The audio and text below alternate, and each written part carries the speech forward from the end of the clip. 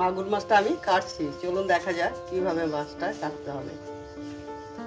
এবার মাছটা তো একটু খোসাটা ছাড়িয়ে নিতে হবে। খোসাটা ছাড়িয়ে নিলে তাহলে ডুমুর পাতাটা আসে নিজে।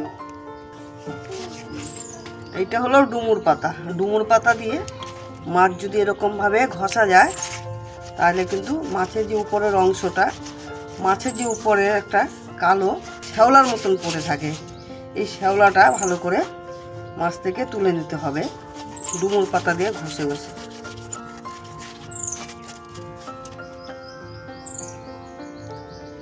দেখুন কত সুন্দর পরিষ্কার হয়েছে। এরপর মাছটা আমি কেটে নেব।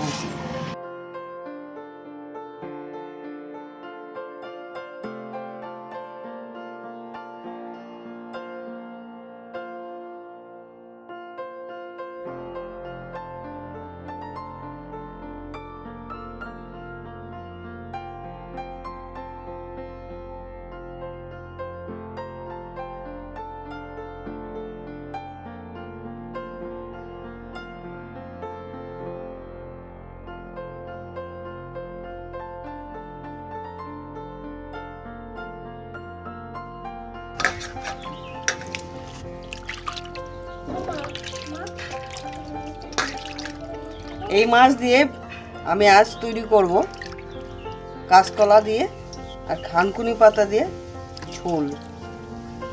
এটা হালকা পাতলা খাওয়া হবে গরমের দিনে, খুব সুস্বাদু একটি খাওয়া। অবশ্যই রান্না করে খাবেন, ভালো লাগবে।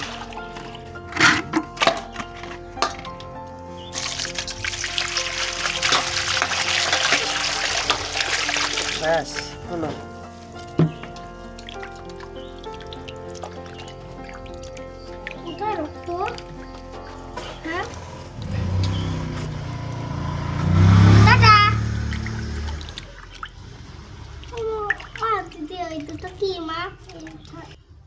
মাছ কাটা আমার একদম তৈরি।